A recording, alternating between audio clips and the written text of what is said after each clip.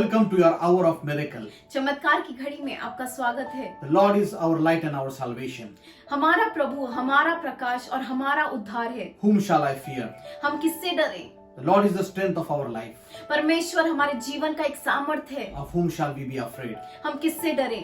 There are things that we can be afraid of. और आज बहुत सारी बातें होंगी जिससे हम डरते होंगे, But more than those things, लेकिन वो सारी बातों से ऊपर the light of God is powerful. परमेश्वर का प्रकाश सामर्थी है It shines over all your darkness. और आज वे आपके सारे अंधकार के ऊपर चमक रहा है। We are happy to bring to you Hosea chapter 13.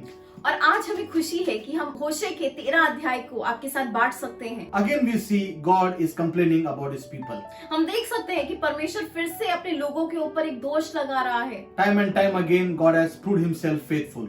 और बार बार हम देख सकते हैं कि हमारा परमेश्वर विश्वासु है God has given them second chances. और परमेश्वर ने उन्हें दूसरे मौके दिए हैं। But people are after the false idols. लेकिन तब भी लोग झूठी मूर्तियों के पीछे ही जा रहे हैं। But remember that our God is an eternal God. लेकिन याद रखिए कि हमारा परमेश्वर अनंत काल के लिए है His blessings are eternal. और उसके आशीर्वाद जो है वो भी अनंत काल के लिए हैं। Hosea chapter 13 and verse 1.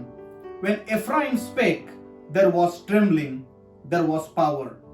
But when he went behind Baal, he died spiritually. होशे का 13 अध्याय और पहला वचन।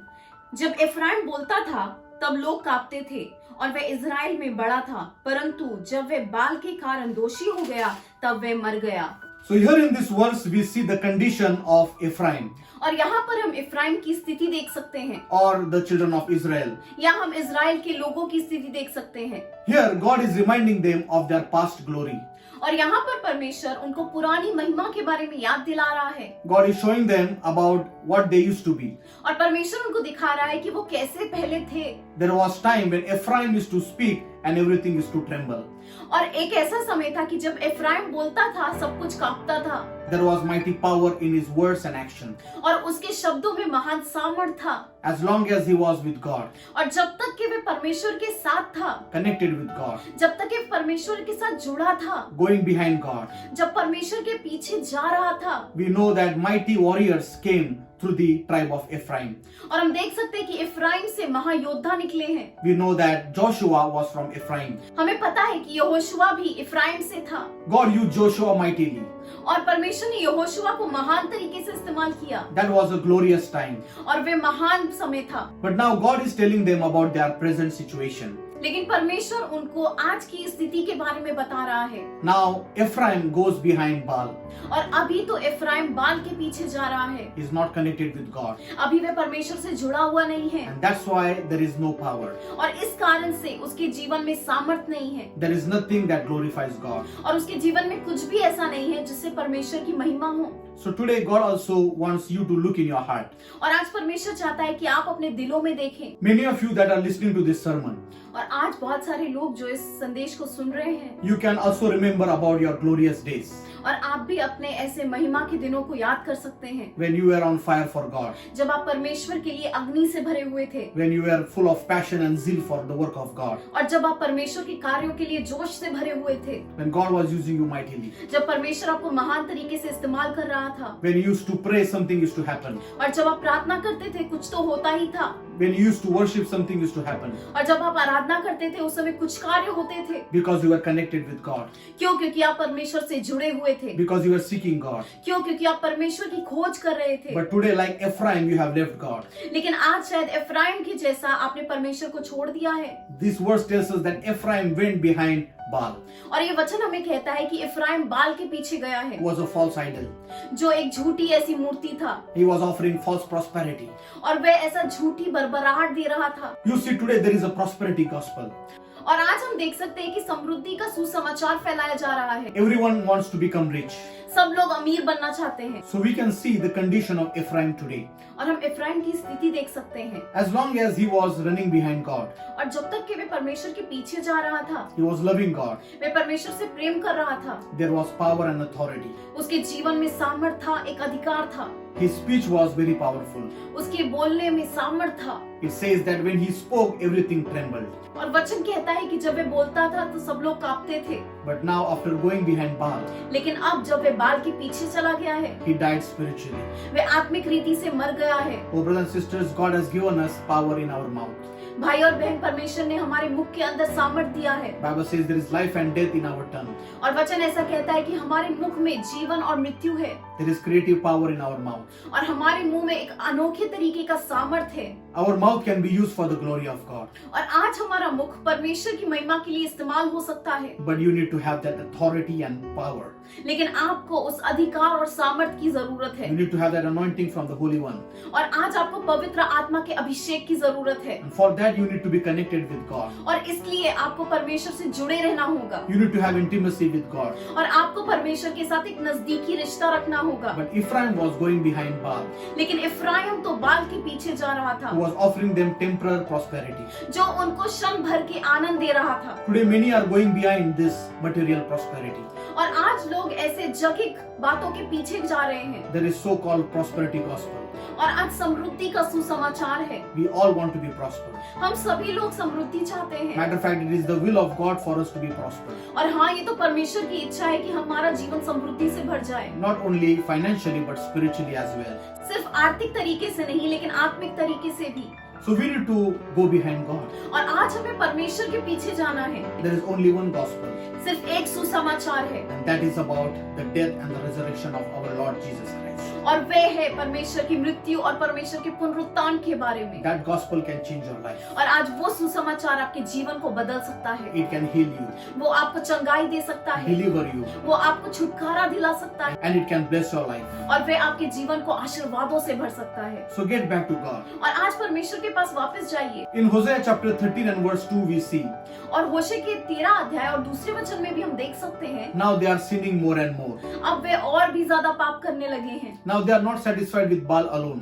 और अभी तो वे बाल के साथ संतुष्ट नहीं हैं, Now they are making images out of precious metal. और अभी वे अपने लिए अलग अलग धातुओं से प्रतिमा बना रहे हैं। God has already made clear that He hates this kind of things. और परमेश्वर ने अपने वचन में हमें बताया है कि परमेश्वर ऐसी बातों से नफरत करता है। Why He hates images? परमेश्वर ऐसी प्रतिमाओं से क्यों नफरत करता है? First thing, God is a spirit. सबसे पहली बात, परमेश्वर आत्मा है, He does not have any physical form. और उसका कुछ शरीर नहीं है, And as a spirit, He is limitless. और आत्मा होने के अनुसार वे असीमित है। Since God is spirit, He is more superior. और क्योंकि परमेश्वर आत्मा है, उसका एक ऊंचा दर्जा है, And hence we should worship God in spirit and in truth. और इसके लिए हमें परमेश्वर की आराधना आत्मा और सच्चाई में करनी है। We limit God when we worship other idols. और हम परमेश्वर को सीमित कर देते हैं जब हम उसकी उपासना ऐसे प्रतिमा के रूप में करते हैं, We are giving His glory to somebody else. और हम उसकी महिमा को किसी और को दे देते हैं। John chapter 4 verse 24. और यूहन्ना का 4 अध्याय और 24 वचन, God is spirit and those who worship Him should worship Him in spirit and in truth. परमेश्वर तो आत्मा है, और जो भी उसकी उपासना करते हैं वे आत्मा और सच्चाई में करें। Another thing, spirit does not have any physical form. दूसरी बात, आत्मा का कुछ भी शरीर नहीं होता। Physical bodies are subject to death and temptation and sin.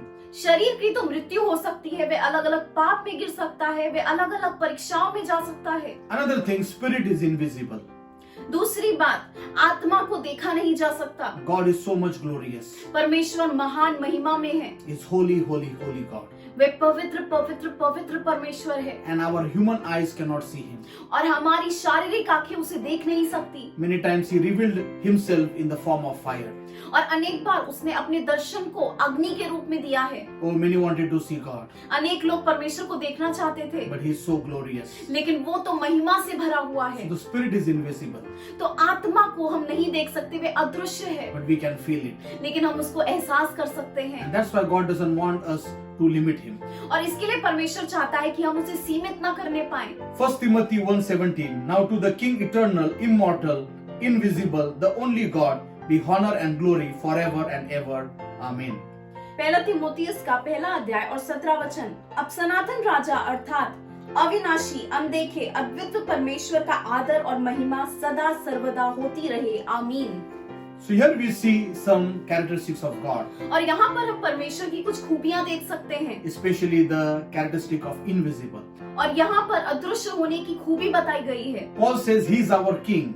और पौलुस कहता है वे हमारा राजा है। He is invisible. और वह अदृश्य परमेश्वर है, Such is our God. और ऐसा हमारा परमेश्वर है। Hence, He doesn't want us to worship Him in His images.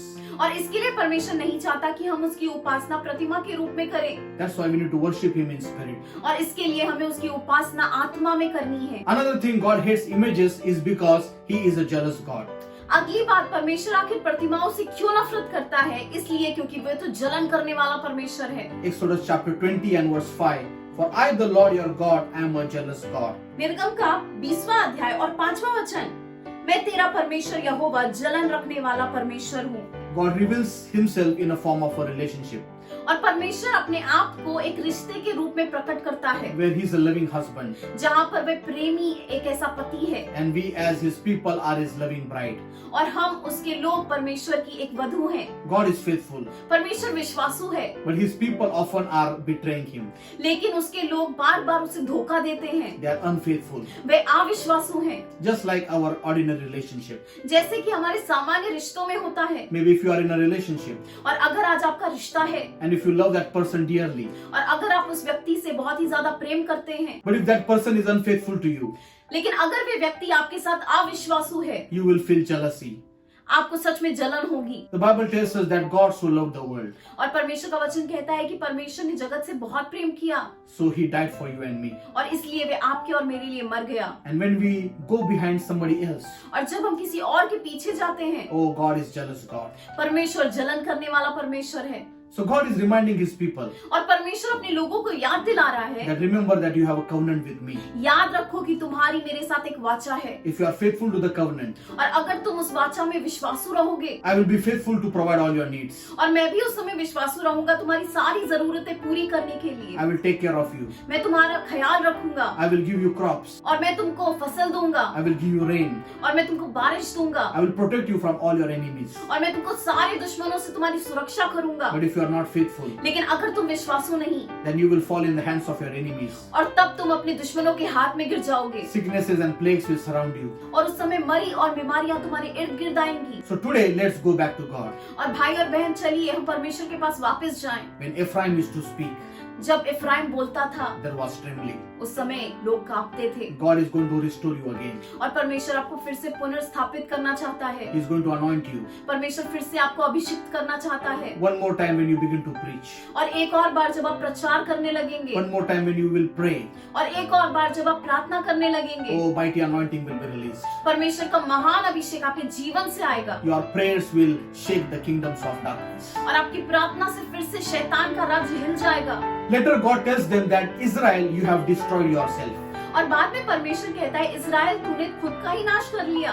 You have destroyed yourself. Israel तूने खुद का नाश कर लिया है। Many times we blame others. हम कई बार दूसरों के ऊपर दोष लगाते हैं, And many believers blame Satan.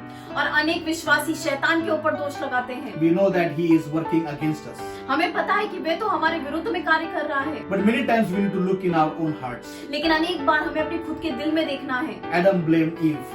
आदम ने हवा के ऊपर दोष लगाया, And Eve blamed the serpent. और हवा ने तो सांप के ऊपर दोष लगाया। So many times in our life we blame others. और हम अपने खुद के जीवन में अनेक लोगों के ऊपर दोष लगाते Oh, हैं। because of this person my life is destroyed. इस व्यक्ति की वजह से मेरे जीवन खराब हो गया। And similarly the people of Israel were doing. और ऐसा ही इज़राइल के लोग कर रहे थे। But God was telling them, Israel, you have destroyed yourself. लेकिन परमेश्वर इज़राइल को कह रहा है, तूने खुद का नाश कर लिया है। Today you might be that person और शायद आज आप ऐसे व्यक्ति होंगे when there is nothing in your life. जहाँ पर आपके जीवन में कुछ नहीं बचा है। You think your life is destroyed. आपको ऐसा लगता है मेरे जीवन का तो नाश हो गया है, Only ashes are remaining. सिर्फ राख बचा है। Brothers and sisters, you need to look in your own heart. आज भाई बहन आपको अपने खुद के दिल में देखना है, Stop the blame game. और आज दूसरों के ऊपर दोष लगाना बंद कीजिए। Have you destroyed your own life? क्या आपने खुद ही अपना जीवन बर्बाद कर लिया है? Have you done things that are against the word of God? क्या आपने ऐसी बातों को किया है जो परमेश्वर के वचन के विरुद्ध है? How did Israel destroy himself? आखिर इज़राइल ने खुद का नाश कैसे किया है? As seen before, Israel went away from God.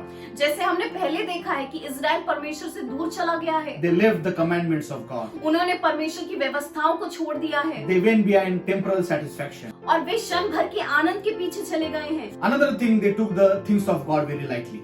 और दूसरी बात है कि उन्होंने परमेश्वर को गंभीरता से नहीं लिया। Here God is talking to them, और यहाँ पर परमेश्वर उनसे बात कर रहा है, but they are rejecting the word of God. लेकिन वे परमेश्वर के वचन को नाकार रहे हैं। Bible tells us, बाइबल कहता है, do not grieve the Holy Spirit. पवित्र आत्मा को खिन्न मत करो। When all these things were happening, और जब ये सारी बातें हो रही थी, they were rejecting God, वे परमेश्वर को नाकार रहे थे, turning away from Him. वे परमेश्वर से दूर जा रहे थे। One can think that God will judge them. और एक को तो ऐसा लगना चाहिए कि परमेश्वर उनका न्याय करेगा, But here in verse 9, लेकिन 9वें वचन में God says, I will be your help. परमेश्वर कहता है कि मैं तुम्हारी मदद बनूंगा। Even though they have rejected God, भले ही उन्होंने परमेश्वर को नाकार दिया है, but still God loves them. लेकिन तब भी परमेश्वर उनसे प्यार करता है। Brothers and sisters, we need to understand the love of God. और भाई और बहन, हमें परमेश्वर के प्यार को समझना जरूरी है। In one moment, He wants to bring judgment on them, और एक पल में अगर वो चाहे तो उनका न्याय कर सकता है, but then He remembers His covenant. लेकिन अचानक से वे अपनी वाचा के बारे में याद करता Then है, He remembers that I have made them in my own image. और वे याद करता है कि मैंने तो उनको खुद की ऐसी महिमा में बनाया है, I have plans for their life. और मेरे पास तो उनके लिए योजनाएं हैं। So God is telling the people of Israel, और परमेश्वर इजराइली लोगों से कह रहा है, but in me is your help.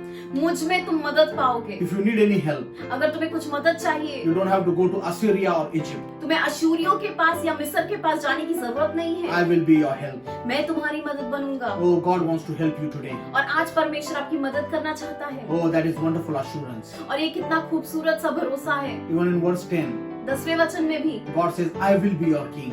परमेश्वर कहता है, मैं तुम्हारा राजा बनूंगा। In the time of Samuel, people were asking for a king. और शमूएल के समय में लोग राजा मांग रहे थे, God was disappointed. और सच में परमेश्वर निराश हो गया था, God wanted to be their king. और परमेश्वर उनका राजा होना चाहता But था। people said, just like other nations, we want a king. लेकिन वे कहने लगे, दूसरे राष्ट्रों के जैसा हमें भी राजा चाहिए। God fulfilled their desire. और परमेश्वर ने उनकी इच्छाओं को पूरा किया है, In His anger, God gave them a king. और उसके गुस्से में परमेश्वर ने उन्हें एक राजा दिया है। And later people began to regret. और बाद में लोग निराश होने लगे। Many times, brothers and sisters, भाई बहन, अनेक बार you ask God for some things which He doesn't like. और अनेक बार आप ऐसी बातों को परमेश्वर से मांगते हैं जो परमेश्वर को अच्छी नहीं लगती। Many of you are praying for some needs which God disapproves. आज अनेक प्रार्थनाएं जो आप कर रहे हैं, उनमें से शायद कुछ ऐसी प्रार्थनाओं का उत्तर परमेश्वर देना नहीं चाहता, But you are so stubborn to ask those things from God. लेकिन तब भी आप इतना जिद्दी हैं कि आप परमेश्वर से वो बातों को चाहते हैं। But in His anger, God gives your desires. और परमेश्वर अपने गुस्से में आपकी इच्छाओं को पूरा भी करता है, But later you will regret. लेकिन बाद में आप पश्चाताप करेंगे। So the best thing is, तो सबसे अच्छी बात यही है, we need to understand the will of God. हम परमेश्वर की इच्छा समझ जाएं। No matter what, God wants to help you today. फर्क नहीं पड़ता आज आप कहाँ हैं, परमेश्वर आपकी मदद करना चाहता है। He is your helper.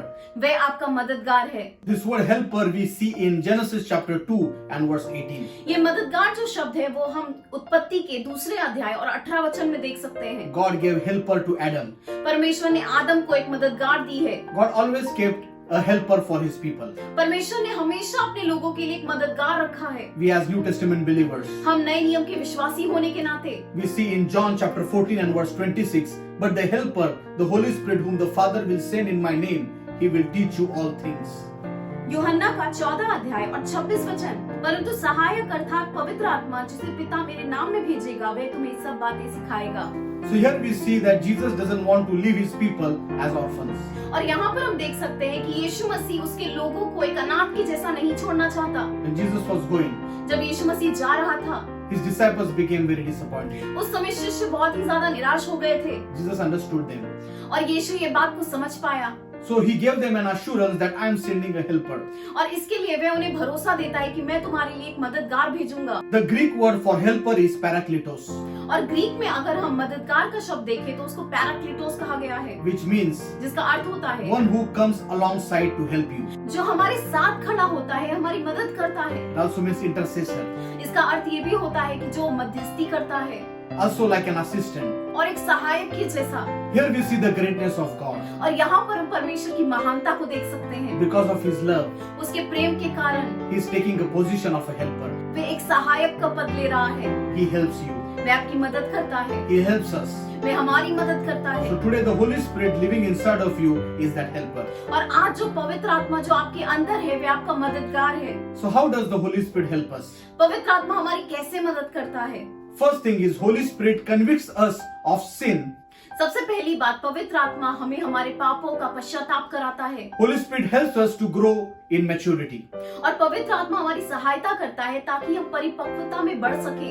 We live in a sinful world. और आज हम एक पापी दुनिया में रह रहे हैं Many times we sin knowingly and unknowingly. और हम जाने में या अनजाने में पाप करते हैं। Holy Spirit helps us to realize that we have sinned. और पवित्र आत्मा हमारी सहायता करता है ये जानने के लिए कि हमने पाप किया है। So when we sin, और जब हम पाप करते हैं we realize, हम उस बात को जानते हैं so we can repent ताकि हम पश्चाताप कर सकें and get back to God. और हम परमेश्वर के पास वापस जा सकें। John chapter 16 and verse 8, and when he comes, he will convict the world of its sin.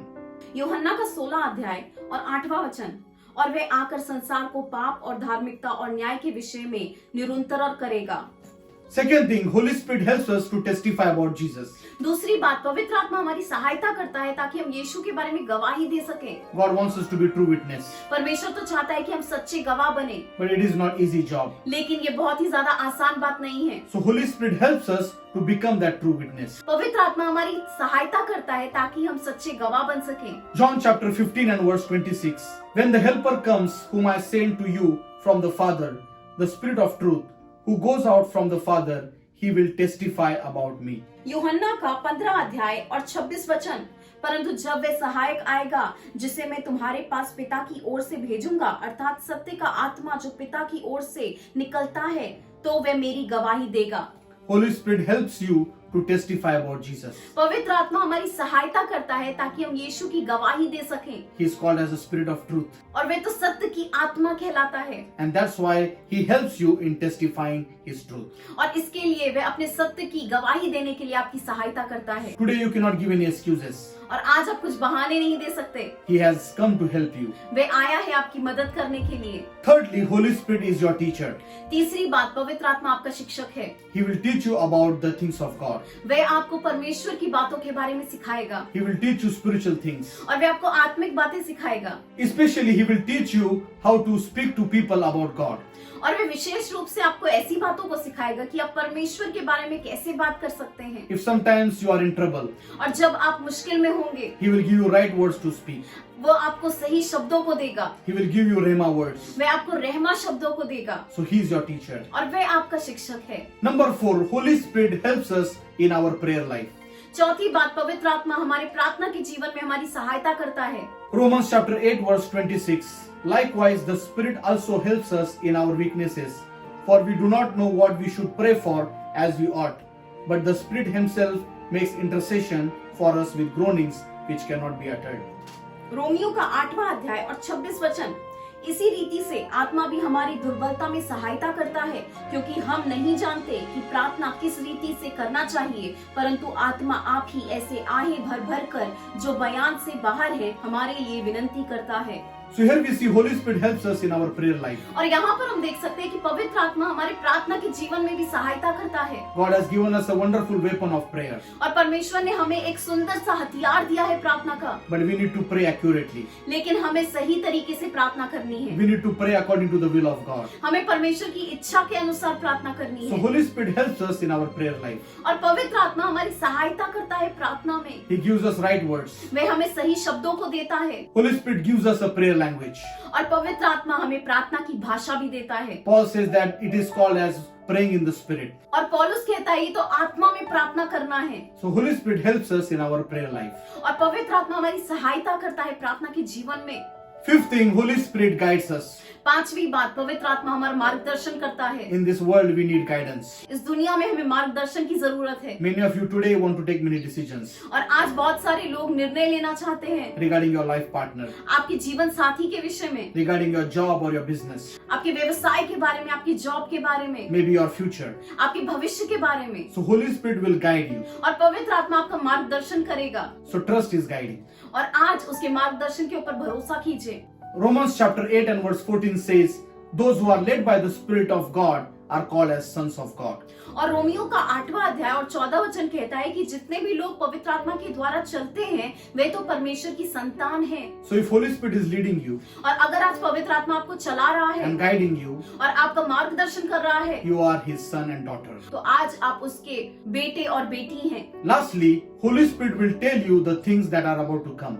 आखिरी बात, पवित्र आत्मा वो बातें आपको बताएगा जो होने वाली हैं। John chapter 16 and verse 13. However, when the Spirit of truth has come, He will tell you things that are to come. यूहन्ना का 16 अध्याय और 13 वचन, परंतु जब वह सत्य का आत्मा आएगा वे आने वाली बातें तुम्हें बताएगा। Many wants to know about the future. अनेक लोग भविष्य के बारे में जानना चाहते हैं God wants everyone to know about their future.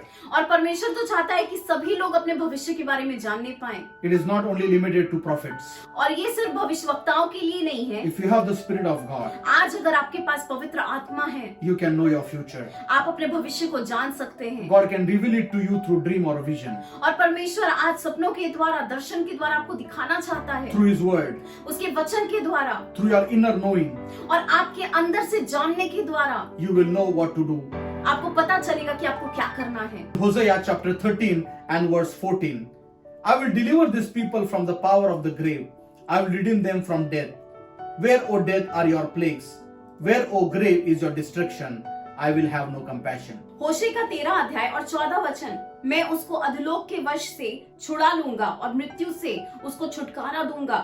हे मृत्यु, तेरा मरने का शक्ति कहाँ रही? हे अधिलोक, तेरा नाश करने की शक्ति कहाँ रही?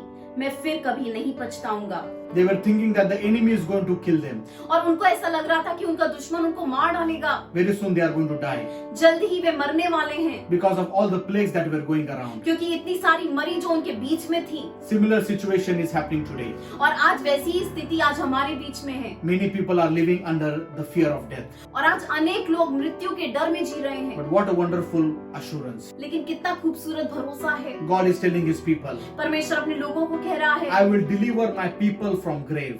कि मैं अपने लोगों को अधलोक से छुटकारा दिलाऊंगा। God is telling His people, परमेश्वर अपने लोगों को कह रहा I है, will deliver you from the power of the grave.